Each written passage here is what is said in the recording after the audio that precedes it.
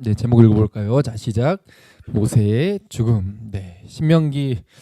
네, 참 오래 달려왔습니다. 오늘로써 신명기는 마무리를 짓게 됩니다. 모세의 죽음이죠. 신명기 지금 카피본이란 뜻이에요. 신명기란 말 뜻 자체가요. 등사본. 그러니까 앞에 출애굽기와 레위기와 민수기에 나와 있었던 그 내용들이 반복해서 나오고 있죠. 거의 대부분 그 비슷하게 조금 상황이 달라졌죠. 모압 땅에서 지금 전에 말씀을 처음 받을 때는 율법을 처음 받을 때는 이제 광야를 돌아야 되지만 이제는 가나안 땅에 들어가서 정착해서 살아야 된다라는 좀 다른 상황을 바라보고 있기 때문에 조금 달라지는 내용들 외에는 거의 비슷한 내용들이 반복되면서 강조를 하고 있습니다. 모세의 고별 설교죠. 자신이 못 들어갑니다. 자신 못 들어가지만 너희는 들어가서 반드시 말씀대로 살아라. 네, 그래서 하나님을 사랑하고 이웃을 사랑해라. 그게 하나님을 사랑하는 진짜 구원받은 자의 올바른 태도다. 이것을 강조하고 있죠. 그래서 율법 강의를 통해서 하나님 말씀대로 살면 하나님만 좋냐? 아니다. 너희들이 가장 행복한 사회가 실현되는 그 방법이 말씀대로 사는 거다라는 거죠. 서로 배려하고 용서하고 나누고 겸손하게 자신을 낮추고 사랑하며 살아가는 이 세상이 실현이 되는 거죠. 그래서 그렇게 살 때 이게 일반 법칙에도 해당이 되기 때문에 하나님의 약속이 반드시 이루어지게 된다는 거죠. 그래서 마음에서 우러나오는 순종을 하나님께서는 요구하셨고 이제 모세에서 여호수아로 이제 지도권이 넘어가게 됐죠.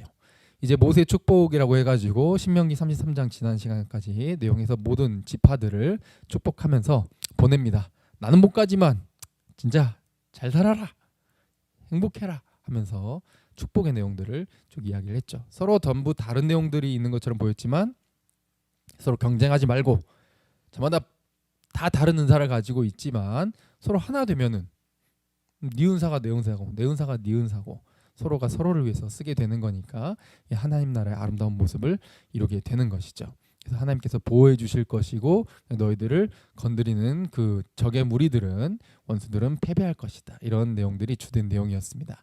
그래서 그곳을 가서 이제 싸워야 되죠. 그냥 가면은 무혈입성이 아니야. 가면 싸워야 돼.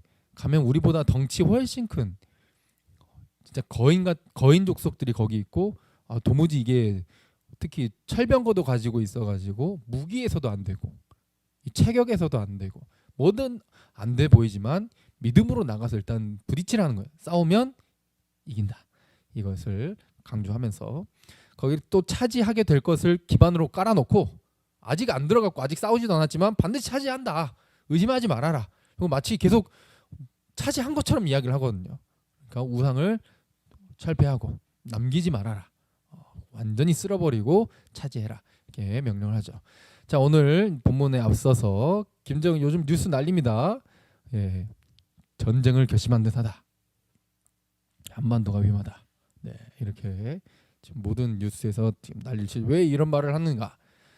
자, 저 미국 그 전문 매체, 저 북한 전문 매체 83 노스라는 데가 있는데 거기에서 공동 기고하는 자에 대해서 그렇게 평가를 했다 그래요. 한 행보가 지금 지뢰도 다시 깔고 있고 초소도 다시 짓고 있고 다시 포문을 개방하고 있고 앞에다가 다시 무기들 다 배치하고 있고 말하는 것도 법률 다시 개정 들어가고 뭐 대대적으로 막 김정은이 막 강조하는 이런 내용들이 전쟁을 하기로 전략적 결정을 내린 것 같다라고 북한 전문가들이 지금 그렇게 평가를 하고 있죠. 지금 안 그래도 우크라이나, 러시아, 이스라엘, 하마스 막 난리인데, 그치?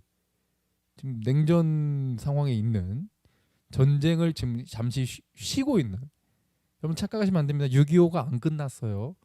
아직 진행 중이에요. ING.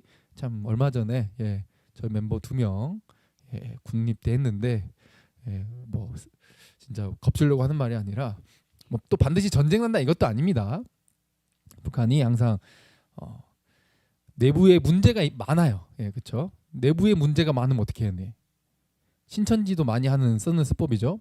외부의 적을 만들어. 그러면 어때? 외부의 적, 뭔가 더 다급하고 위험한 적이 있잖아. 그러니까 어때? 내부는 싹 잊어버려요. 내부는 오히려 외부의 적을 상대하기 위해서 똘똘 뭉쳐. 네, 이것을 효과를 기대하는 거죠.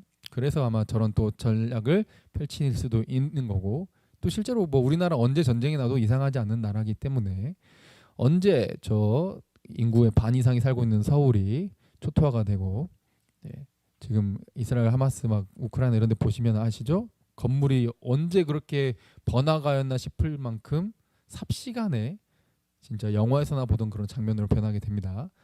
그런 일이 벌어지지 않게끔 우리가 또 기도를 하고 또 우리도 올바른 생각으로 자라가야 되겠죠.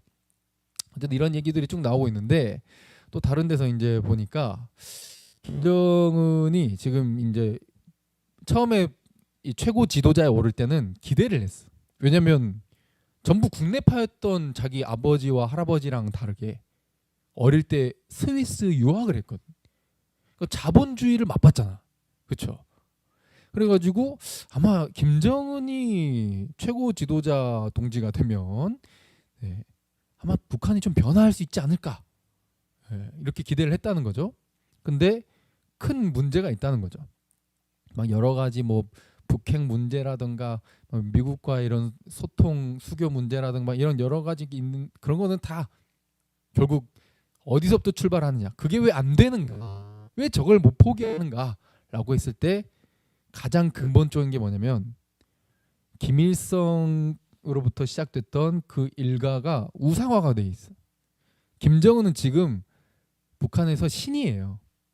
신의 위치에 있단 말이지.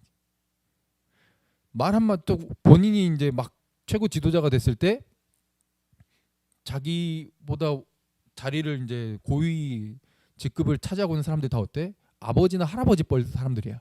그러니까 본인은 20대였거든. 김정은이 저랑 거의 동갑입니다. 거의 제 또래예요. 그러니까 위에서 봤을 때는 좀 피덩이처럼 보이고, 김정은 입장에서는 말을 잘 안 들을 것 같아요. 아주 김정은이 자기 위치를 확보하기 위해서 어떻습니까? 약 70명의 간부를 숙청을 합니다.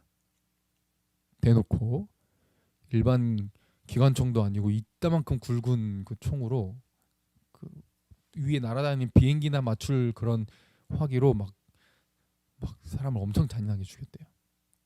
그리고 시체도 안 남게 마지막을 화염방사기로 태워버렸대요.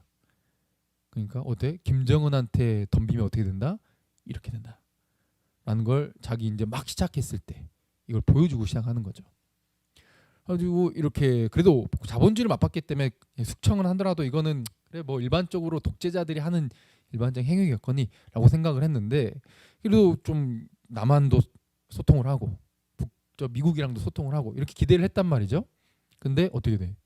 가면 갈수록 자신이 신으로서 추앙받고 자기 딸도 굉장히 이제 막 완전 어리더만 거의 초등학생 같이, 근데 막 노인 같은 그런 장군들이 와서 그 딸한테 무릎 꿇고 막 경례하고 신격화, 신이라는 거예요. 그래서 이 모든 문제의 근본이 바로 거기에 있다는 거예요. 김일성 일가의 그 집안 사람들을 신의 위치로 올려놨는데 그걸 포기를 못한다는 거예요. 이게 가짜다, 쟤네는 신이 아니야 라는 걸 알려면 어떻게 해야 돼? 다른 나라의 문화도 좀 받아들이고 책도 보고 영화도 보고 이렇게 해야 되는데, 그렇게 해가지고 사람들이 생각이 깨어나면 어떻게 돼요? 이거 가짜네? 라는 생각을 하게 되잖아. 그래서 뭘 막아? 다른 나라의 문화를 못 보게 막아. 그래서 지금 김정은이 또 남한의 영상물을 시청했다 그러면은 최고 사형, 이제 이런 법들을 계속 개정하면서 강조를 하고 있는 거죠. 절대 다른 문화를 접해서는 된다 안 된다? 안 된다. 그러니까 폐쇄적인 국가를 만드는 거예요. 미국이랑도 소통을 하고 좀 다른 나라 사람들도 북한에 왔다가 자유롭게 나가고, 북한에 와서도 외국인들도 안전하고, 북한 사람들도 자유롭게 외국에 나갔다가 또 다시 들어오고, 이렇게 좀 되어야 자연스럽게 북한이 좀 개방적이고 안전한 국가가 되거든요. 근데 폐쇄적으로 하는 이유가 본인이 신의 위치에 있는 걸 포기를 못해서. 그래서 저 북한 전문가 분께서 저렇게 표현을 하는 거예요. 이 모든 문제를 해결하는 데 있어서 지금도 굶어 죽어가는 사람들이 그렇게 많다는데, 모든 걸 해결하려면 나라를 개방하고 해야 되는데 그러려면 어떻게 해야 돼? 자신이 신의 위치에서 대접받는 걸 내려놔야 돼. 포기하고 이제 온 국민이 다 안다 할지라도 살리기 위해서 그렇죠? 개방하고 그냥 한 인간 지도자의 위치로 그냥 내려오는 정도로 이렇게 해야 되는데 이게 근본적으로 북한 체제에서 불가능해 보인다라는 거죠. 그래서 아마 다른 여타 뭐 북핵 또 뭐 굶어 죽어가는 사람들 뭐 모든 관계들 이런 것들 아마 해결이 거의 나지 않을 것이다. 이렇게 암담한 미래를 내다보고 있는 거죠. 그래서 우리가 할 일은 지금 기도할 수밖에 없는 것 같습니다. 저 사상 체제가 좀 자멸을 해야 되는데 물론 자멸해 가고 있어요. 그래서 또 무서운 게 뭐예요? 진짜 이제 에라 모르겠다 그러고 최후의 수단으로 선택할 수 있는 게 전쟁이니까요. 참 안타까운 부분이죠. 그러니까 모든 인간 지도자였던 사람들, 독재자였던 사람들, 왕의 위치에 있던 사람들이 자기 스스로 그 권력을 포기한 경우가 거의 없습니다. 아니 오히려 그 반대였지. 모두 자기가 권력을 한번 잡아보겠다고 어떻게 사람들을 죽이고 밟고 올라가서 그 최고의 권력을 차지하기 위해서 몸부림쳤지. 이게 역사예요. 근데 성경에 오늘 본문에 나오는 모세라는 지도자는 정말 위대한 지도자였지만 한낱 인간에 불과했다라고 애초에 성경은 말을 해요. 인간의 위치를 정확하게 찝어주는 게 성경이라는 것이죠. 자, 오늘 본문 읽어볼까요? 시작. 모세가 모압 평지에서 느보산에 올라가 여리고 맞은편 비스가 산 꼭대기에 이르매 여호와께서 길앗 온 땅을 단까지 보이시고 또 온 납달리와 에브라임과 므낫세의 땅과 서해까지의 온 땅과 네겝과 종려나무의 성읍 여리고 골짜기 평지를 소알까지 보이시고. 아멘. 느보산이라는 데로 올라갑니다. 거기 가서 비스가 산 꼭대기 제일 높은 곳에 올라가서 요단 서편을 이제 쭉 보여주십니다. 단저 위에 보이죠? 원래는 이동 전에 지중해 바로 옆에 있다가 이제 가나안 땅 차지하는데 실패하고 저 위로 바뀌게 됩니다. 나중에 거기에부터 온 납달리, 에브라임, 므낫세 땅까지 지금 요단 서편을 쭉 보여주고 있죠. 그리고 유다 온 땅과 네겝은 저기 밑에 이제 네겝 광야 있어요. 남쪽을 말을 합니다. 종려나무의 성읍, 종려나무 그 여리고와 예루살렘 바로 근처에 있죠. 그 여리고를 말을 하는 겁니다. 여기가 종려나무 가지를 흔들었던 종려나무가 많이 있었던 장소라고 합니다. 그래서 이곳 골짜기라고 해서 우리나라 산골짜기를 생각하면 곤란하고 그 산맥과 산맥 사이에 있는 평지를 말해. 평지. 골짜기라고 하면 저기는 어디요? 와디라고 해가지고 산맥과 산맥 사이에 평지를 말을 하는 거예요. 거기 소알은 예전에 이제 창세기 보면은 소돔과 고모라 근처에 있었던 그 소알 거기입니다. 그러니까 사해 바로 근처에 있는 이스라엘 가나안 지역의 남쪽 지역이라고 보시면 되겠죠. 그러니까 위에서부터 아래까지 쭉 보여주셨다 이런 의미죠. 그래서 이런 내용들 조금 더 자세하게 나와 있는 지도입니다. 그냥 참고하라고 넣어둔 겁니다. 모세가 쫙 바라보는 거예요. 그러면서 자 4절 시작. 여호와께서 그에게 이르시되 이는 내가 아브라함과 이삭과 야곱에게 맹세하여 그의 후손에게 주리라 한 땅이라. 내가 네 눈으로 보게 하였거니와 너는 그리로 건너가지 못하리라 하시매. 아멘. 너는 못 간다. 다시 한번 말해요. 그렇죠? 다시 한번 강조됩니다. 물론 신명기 34장은 여러분들 지금 이제 논란이 있는 그런 장입니다. 이게 신명기 34장을 모세가 썼느냐? 모세 오경이지만 보수적인 입장에서 모세가 썼다 이렇게 또 보고 그래서 어떻게 그렇게 가능하냐? 본인의 죽음까지 이렇게 기록을 할 수가 있느냐? 이거는 분명히 다른 사람이 추가해가지고 영감을 받아가지고 추가한 내용일 것이다 이렇게 보는 견해가 또 대세를 이루기도 하고요. 뭐 정확하게 이제 성경은 그걸 밝히고 있지 않기 때문에 우리가 굳이 깊이 팔 필요는 없지만 그런 논란거리가 있다 정도까지는 알고 계시면 좋을 것 같습니다. 네, 이렇게 모세가 자신의 죽음에 대한 이야기를 다시 한번 듣고 이 느보산이라고 하는 것에 올라가게 된 거죠. 거기 올라가서 쭉 보는 거예요. 시선을 들어서 우리 찬양했던 것처럼 눈을 들어 보는 거예요. 보면 어때? 아, 차라리 보여주지나 말지. 보면은 더 들어가고 싶을 텐데. 아, 애초에 몰랐더라면 이렇게 생각할 수 있겠지만 아니에요. 하나님께서는 보여주시는 것만으로도 그게 최대한의 배려였던 것이죠. 그리고 모세는 어때요? 지금까지 엄청난 일들을 해왔어. 아기 때 태어나자마자 갈대 상자에 눕혀가지고 둥둥둥 떠다니고 이집트 공주한테 주어져가지고 본인의 의지랑 상관없이 본래 히브리인으로서 자라는 게 아니라 이집트인으로서 이집트 왕자로서 자라게 되고 공부를 엄청 하게 되고 그렇죠? 그래가지고 이제 히브리인들의 구원을 위해서 내가 좀 이제 일을 해볼까 하고 이 노예를 괴롭히던 동족 노예를 괴롭히던 이집트 사람을 쳐서 죽였는데 아무도 자기 편 안 들어줘. 반역으로 이렇게 드러날 것 같으니까 도망자 신세가 되죠. 도망자 신세가 돼가지고 광야에서 40년간 양치기로 살아요. 노인이 되었어요. 80이 됐는데 그때 하나님 부르셔가지고 내 백성을 구출해 와라. 저는 말을 못합니다. 뭐 안 갈라고 핑계 이거저거 다 됐는데 끝까지 보내. 결국 모세는 이제 본인 의지가 있었던 게 거의 없어요. 예. 뭐 모세처럼 꿈을 꾸세요. 그런 거 말도 안 되는 이야기입니다. 모세는 본인이 원했던 적이 없어요. 그냥 하나님 부르셨죠. 그렇게 쓰임을 받고 가서 여러 가지 기적을 행하고 이적을 행하고 그리고 이스라엘 백성들을 건져내고 홍해를 가르고 이렇게 꺼내오게 됩니다. 이렇게 진짜 고생이란 고생을 다 했는데 못 들어가요. 그리고 진짜 백성들 입장에서는 위대한 지도자죠. 근데 어때? 김정은처럼 아니면 다른 사람들처럼 자기를 우상화하고 막 나를 기념하라 막 이런 말 한마디도 없어. 우리 하나님이 어떻게 해버려요? 너는 못 들어가 넌 죽는다. 그러니까 너가 아무리 위대한 일을 했어도 네가 한 게 아니고 네가 위대한 게 아니야. 넌 유한한 존재야. 이걸 성경이 이야기하고 있는 거예요.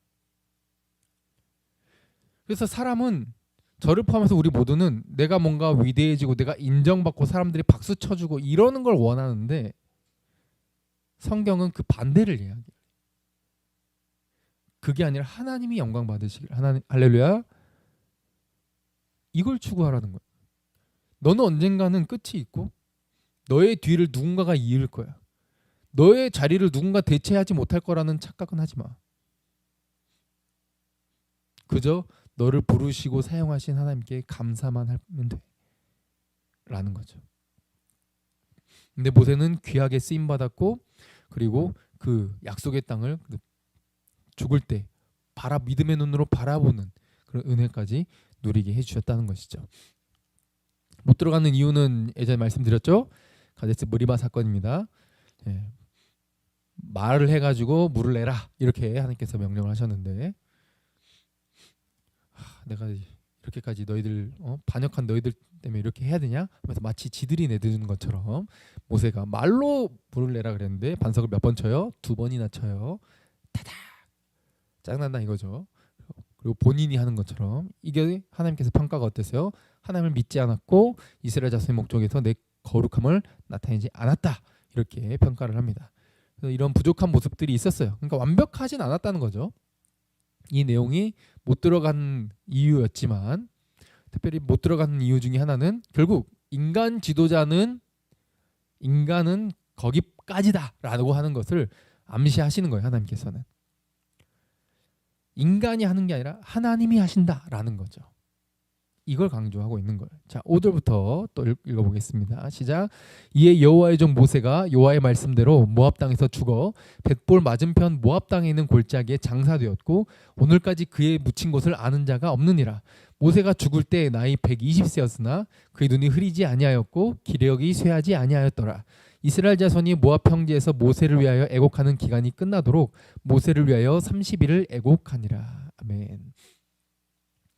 자, 죽었다 이렇게 모압 땅에서 죽었다라고 표현되는 이것 때문에 이제 신명기 34장 본인이 죽었는데 이걸 기록에 쓸 리가 없지 않냐라고 하면서 신명기 34장 내용이 논란이 되는 그런 부분이기는 합니다.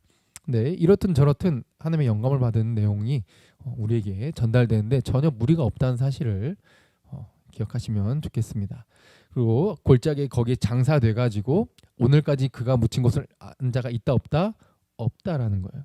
이 유대 그 역사가 요세푸스와 그 유대 전승에 의하면 실제로 몸이 자연사로 죽은 게 아니라 하나님이 마치 그 엘리야가 올라갔던 것처럼 에녹이 올라갔던 것처럼 그대로 올라갔다라고 믿는 유대 전승이 있습니다.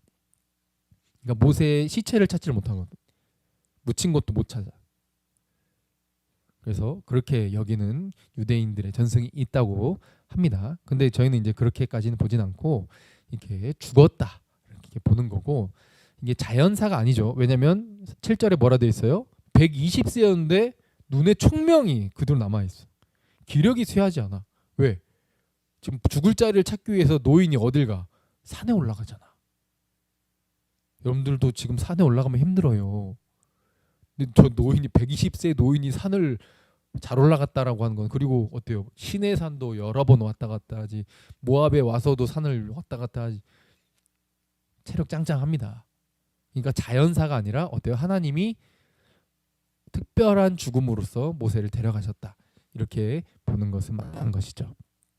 그리고 왜 그의 묻힌 곳을 아는 자가 아무도 없느냐라고 했을 때 그것은 하나님의 특별한 섭리이죠. 너무 위대한 지도자였기 때문에 이 모세의 죽은 그 무덤을 신성시 여길 수가 있어요.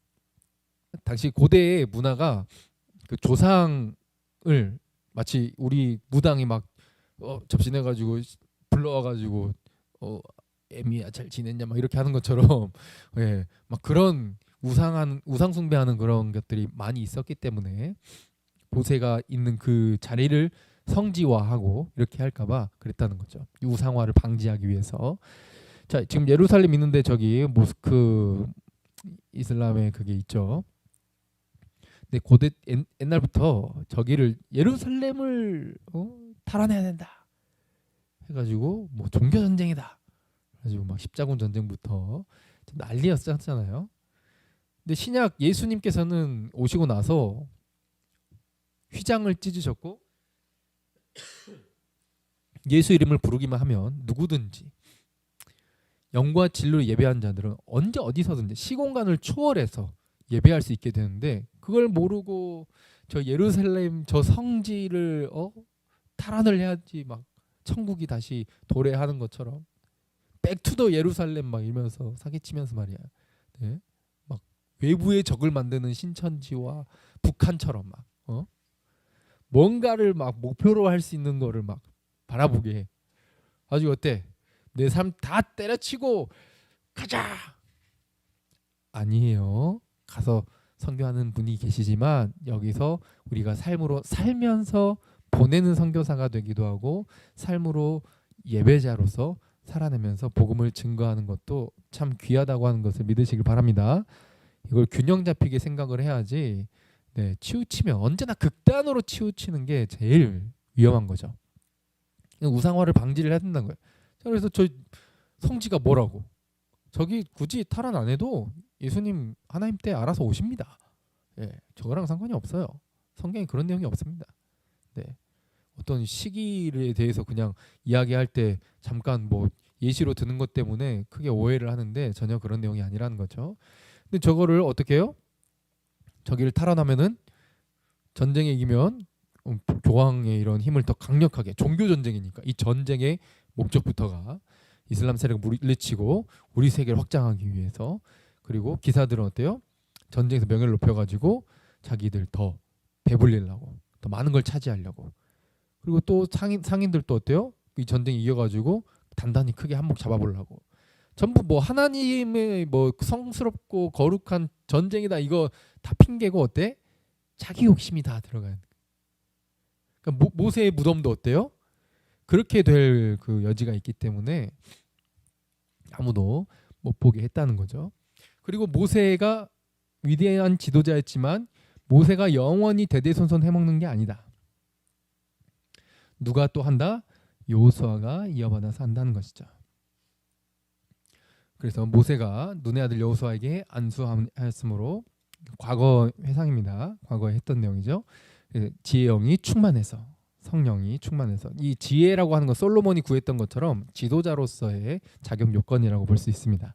자, 이렇게 지도자로서의 위치를 다시 공고히 하게 되고 하나님의 말씀을 따라서 온 백성을 이끌어 가나안 땅으로 들어가고 백성들도 여호수아의 말을 순종하게 되는 것이죠. 그리고 10절부터 이제 모세에 대해서 성경이 이렇게 평가를 합니다. 또 하나님께서도 자 시작. 그 후에는 이스라엘의 모세와 같은 선지자가 일어나지 못하였나니 모세는 여호와께서 대면하여 아시던 자요 여호와께서 그를 애굽 땅에 보내사 바로와 그의 모든 신하와 그의 온 땅의 모든 이적과 기사와 모든 큰 권능과 위엄을 행하게 하시매 온 이스라엘 목전에서 그것을 행한 자이더라. 아멘. 그 후에 전무후무하다라는 거예요. 모세와 같은 자가 없다. 멋지지 않습니까? 모세는 하나님 같은 분이 없다라고 이렇게 백성들에게 선포를 했었는데 그러자 하나님께서는 모세에 대해서 모세 같은 자가 없다. 이렇게 선언을 하시는 것이죠. 실제로 예수님이 오시기 전까지는 모세 같은 선지자가 있지 못했습니다. 네, 그래서 여호와께서 모세를 자신을 이렇게 하나님 같은 여호와 같은 자가 없다라고 하자 모세와 같은 자가 없다라고까지 평가해 주시면서 높여주시는 이 모습을 볼 수가 있고 그리고 모세가 얼마나 특별했냐면 하나님과 대면했다. 다른 선지자들은 꿈을 통해 듣든지 환상을 통해 보든지 이렇게 하는데 모세는 어때요? 하나님을 대면했어. 물론 모세가 요구했을 때 하나님의 뒷모습만 봤다고는 하지만 그래도 그 음성을 항상 직접 들은 인물이었다. 특별한 인물. 그래서 이스라엘이 시내산에서 하나님의 목소리를 직접 들을 때 무서워서 못 듣겠다고 했을 때 대신 듣고 대신 전달해줬던 중보자, 가운데에서 중개인, 중보자의 역할을 한 특별한 선지자였다는 것이죠. 그러니까 다른 선지자랑 달라요. 특별한 위치를 가지고 있다. 그리고 모든 자들이 보는 앞에서 뭘 해요?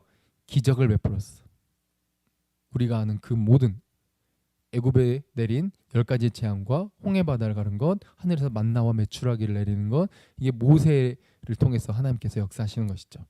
그래서 이스라엘이 쳐다보는 앞에서 그것을 행했다. 굉장히 특별한 인물인 거죠.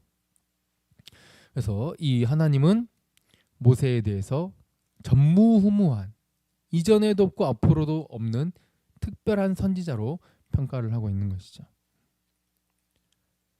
그런데 전무후무하다 그랬는데 모세가 전에 우리가 살펴봤었죠. 나와 같은 선지자가 오면은 그의 말을 들어라 그랬거든요.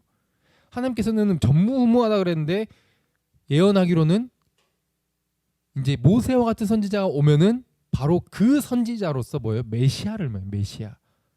세례 요한이 나타났을 때 사람들이 모세가 약속한 예언한 그 메시아 아니냐, 그 선지자 아니냐라고 묻는 장면이 나와요. 요한복음 1장에 나오죠. 요한이 말하죠. 나는 그리스도가 아니다. 그러니까 사람들이 야 뭐냐, 너네가 보니까 회개를 선포하고 하나님 나라를 선포하고 이렇게 하는데 엘리야 아니냐, 낙타털옷 이렇게 입고 막 하는 거 보니까 엘리야가 하는 거랑 똑같지 않냐. 그러니까 나 엘리야 아니다. 그럼 뭐냐, 너 그 선지자, 그 메시아냐, 모세가 예언한 그 선지자냐? 그러니까 아니다 이렇게 대답하는 장면이 나오죠. 그러면 과연 그분이 누구냐 했을 때 요한복음이 밝히기로는 누구시죠? 예수 그리스도시라는 것이죠. 자, 14절 지금 오병이어 사건 이후에 사람들이 그 예수님의 베푸신 기적을 보고 뭐라고 봤어요? 하늘에서 만나를 내려준 모세가 한 행동과 똑같다고 본 거예요. 왜냐면은 사람들이 다 보는 앞에서 이렇게 기적을 행하는 자가 누구밖에 없었어? 모세밖에 없잖아. 그리고 한두 번이 아니라 계속.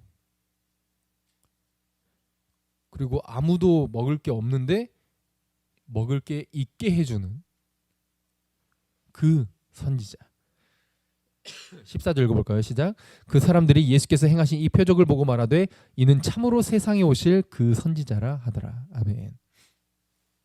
바로 예수 그리스도께서 모세가 예언한 그 선지자이시라는 것이죠. 그리고 모세가 어때요? 율법을 받아가지고 전달해 줬잖아요. 하나님의 말씀을 가르쳤잖아요. 그처럼 예수님께서도 산에 올라가 앉으셔서 뭐 하십니까? 산상수훈을 가르치시고 하나님의 말씀을, 모세의 율법을 다시 재해석해 주시잖아요. 이 모든 과정이 지금 누구라는 것을 밝히고 있는 거예요. 성경이 모세와 같은 그 선지자라는 거예요. 누가? 예수 그리스도께서. 그래서 모세는 지금 자신은 못 들어가지만 저 너머를 쭉 바라보면서 믿음의 눈으로 지금 바라보는 거예요. 지금 오른쪽 장면은 이제 변화산의 장면이거든요. 자신은 지금 못 들어가지만 언젠간 내 뒤에 오실 나와 같은 선지자 그분을 나도 만날 거야. 할렐루야.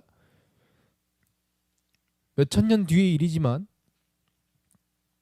몇백 년 뒤의 일이지만 나는 만날 거야. 그래서 실제로 변화산에서 예수 그리스도를 만나고 엘리야와 모세가 함께 대화를 하게 되죠. 누가복음에 나온 내용입니다. 자, 9장 30절부터 31절까지. 자, 시작. 문득 두 사람이 예수와 함께 말하니 이는 모세와 엘리야라. 영광 중에 나타나서 장차 예수께서 예루살렘에서 별세하실 것을 말할세. 아멘. 지금 굉장히 중요한 하나님의 나라와 역사에 대해서 서로 대화를 나눌 거 아니에요. 괜히 나타난 거 아닐 거 아니야. 제자들한테 그냥 보여주기 식으로 짠, 봤냐? 놀랬지? 신기하지? 이게 나야. 이렇게 하려고 보여준 게 아니란 말이에요. 나타나가지고 서로 중요한 대화를 하는데 모세가 했던 것이 첫 번째 출애굽이었잖아요. 예수님이 하실 것이 뭐라는 거예요? 새로운, 훨씬 더 위대한 출애굽을 할 거라는 거죠. 그 방법이 뭐예요? 밑줄 쳐준 것처럼 예수님께서 예루살렘에서 죽으시는 거예요. 십자가에 죽으시고 부활하시는 그 사건을 통해서 온 인류의 새로운 출애굽의 사건이 일어날 거라는 것이죠. 이것을 모세가 어떻게 했다?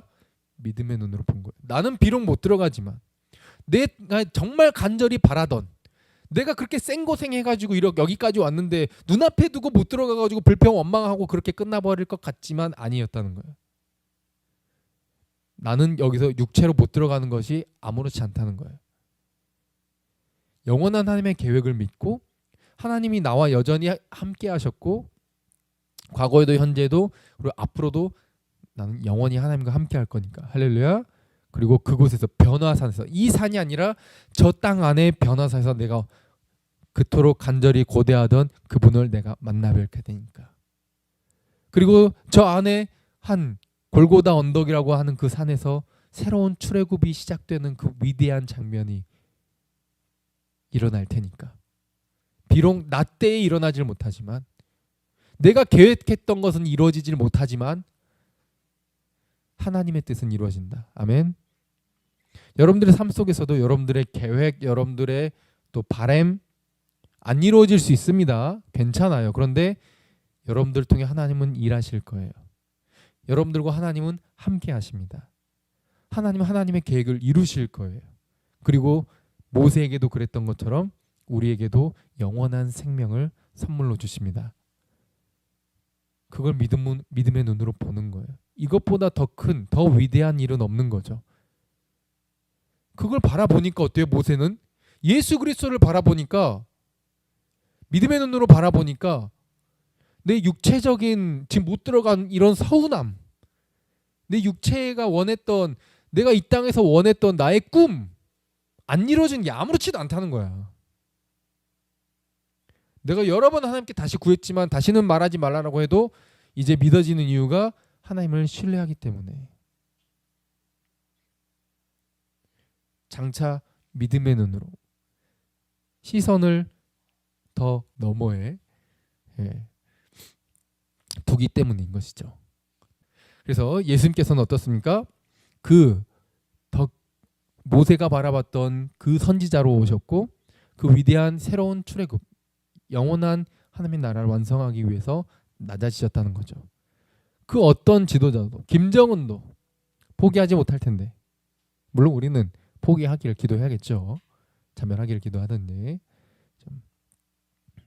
예수님은 어떻습니까? 하늘의 영광을 버리고 이 땅에 오신 거예요. 우리를 위해.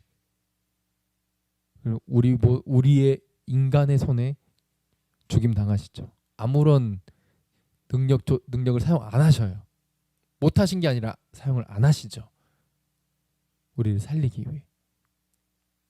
그래서 저마다 권력을 잡으려고 최고 지도자가 되려고 숙청하고 자기 권력 막 잡아내려고 막 남을 짓밟고 일어서는 이 약육강식의 더럽고 추악한 이 세상 속에 하나님의 나라를 보여주잖아요. 하나님의 나라는 어때요? 왕부터 희생한다. 왕부터 낮아진다. 왕부터 섬긴다. 세상이 갖고 있는 그 가치관을 뒤집는 하나님 나라. 근데 하나님 나라는 가치는 세상의 가치와 정반대입니다.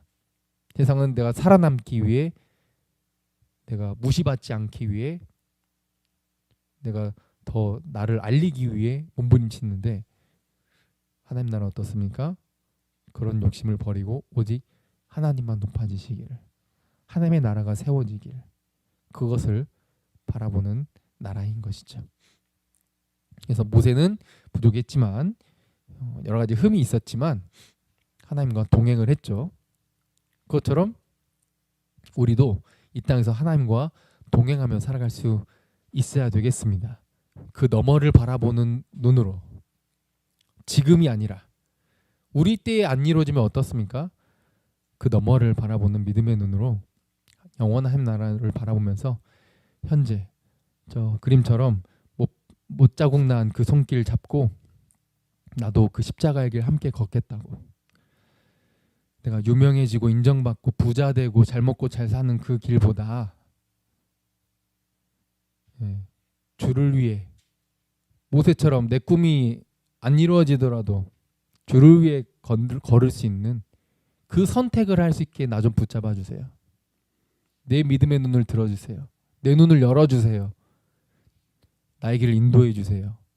내 마음 좀 붙잡아 주시고 나 좀 제발 그대로 내버려 두지 마시고, 잘못된 길로 가면 때려서라도 내 삶을 포기하고 주의 영광을 드러내는 하나님의 나라가 세워져 가는 그 길을 걸어갈 수 있게 하여 주시옵소서 라는 이 기도가 저와 여러분들의 기도가 되길 바라고, 균형 잡힌 삶의 태도로서 삶 속에서 살아내는 하나님의 나라의 가치, 예수 그리스도의 모습을 살아내면서 하나님 나라를 함께 세워가는 믿음의 눈을 가진 모든 주의 백성들 되시기를 주님의 이름으로 축복드립니다. 함께 찬양하고 기도합시다.